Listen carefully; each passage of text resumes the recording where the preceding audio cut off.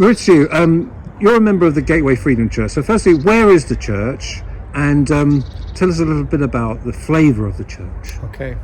Well, where is the church is a very good question. We could spend a lot of time in that. But I'd say that the church is here. But we're meeting actually at the moment on Harbert's Road. But we used to be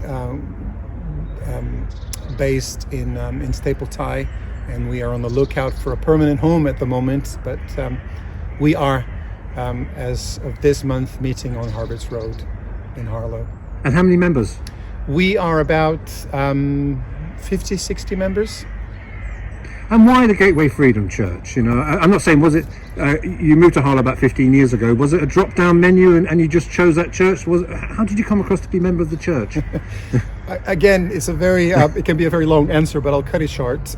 So my wife and I came as missionaries from Brazil in 2007, especially to work with young people. And my home church and Gateway Freedom Church had a connection via an organization called Go to the Nations, which was very active in the 80s and 90s. So it was through that we ended up in here. So it was straight from Brazil to Harlow, straight from my hometown to Gateway Freedom Church.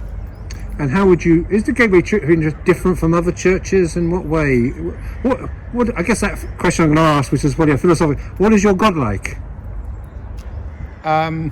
Well, that's a difficult answer again, but well, we worship Jesus. We follow Jesus, and it's all about really our understanding of the identity that we have as children of God, and we're called to live in the lifestyle of discipleship with Jesus. And is there a lot of outreach work? And is your faith just based on those services within the building, whether it's been in Perry Road or where you are Temple now? Is it there, or is there much more work out with the buildings? Yes, we like to think that we're very outward looking, and we have done some very planned and organized events such as alpha courses and things like that, Spirit Cafe, which are to do with reaching out to people in the community in many different ways. We tend to see the building really as a vessel where we operate from, and others are welcome in to come and have an encounter with Jesus. But if you go back in the Bible, you see that Jesus spent a lot of time outside the temple. So I think there's a little hint there that the building is not that important. It's important, being out there where people are. And you mentioned the Alpha course. For people who don't know, what is an Alpha course? Because I often see adverts about it, don't you? Yes, the Alpha course is really aimed to those that are just wondering about the Christian faith. They want to know what it is about, or maybe they have recently become Christians and they want to have a better understanding of what it is. So throughout the pandemic, we did an online Alpha course, which was a very interesting experience doing it online, but it was a very good course. Yeah. And how did your church cope during COVID, where we are now? How were you able to have services? Well, of course, we had to revert to meeting online when we were all we couldn't leave our homes, meet together, so we were meeting online.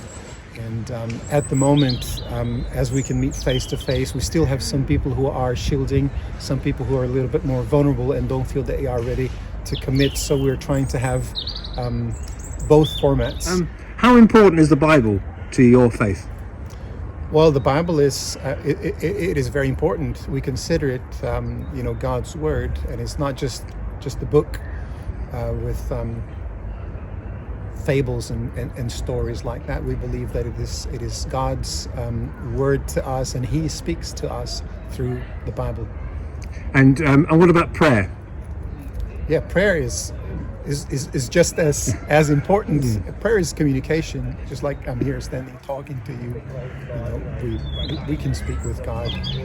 But do you debate? Do you debate and challenge the Bible at all? Do you say, I'm not sure about that? What was God saying here, or Jesus saying there? Or St. Paul, etc. Do you do that? Oh yeah, we do that. Read it, take it as Bible, as they say. We can. People are encouraged to discuss and to just find out, by discussing together, by reading together, by praying together. We have small groups which we call life groups, and a lot of these groups that meet during the week, they go deep into some Bible passages and areas that are really helpful when you really want to understand something that you're finding it hard to understand.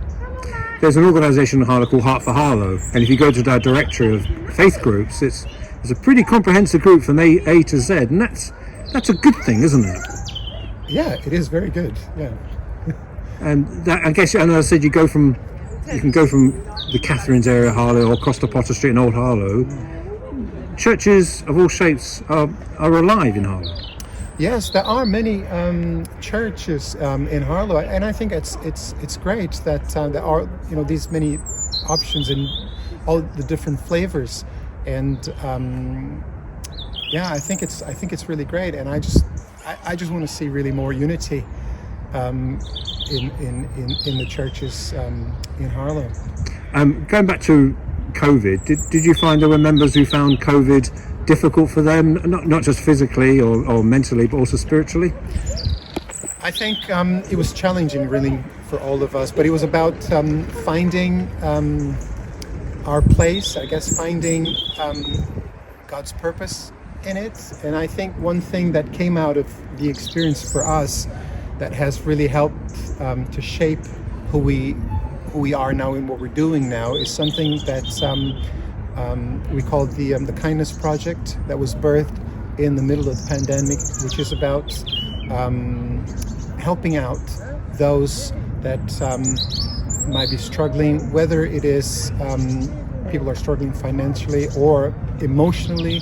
So it really started like, for example, I have a neighbor, and she and her family, they're shielding, they cannot go out shopping, and I'm going to go out shopping for them. And actually I'm going to add some other treats to the basket, and maybe a Bible verse or something like that, and things just started happening from there. And then it just grew in a way that during Christmas we did something that we called Kind Christmas, that we handed out these kind of bespoke baskets to different people, neighbors and friends around the church.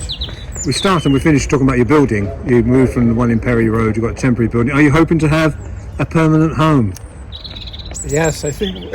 Well, do you need any help with a permanent home? Well, we need loads of cash. Anyway, of course, we're looking to have a permanent home. There are so many things that we want to do that require having a base, and we're looking, we're seeking, we're praying, and we believe that it will happen soon. Okay, Mauricio, thank you very much for your time. You're welcome.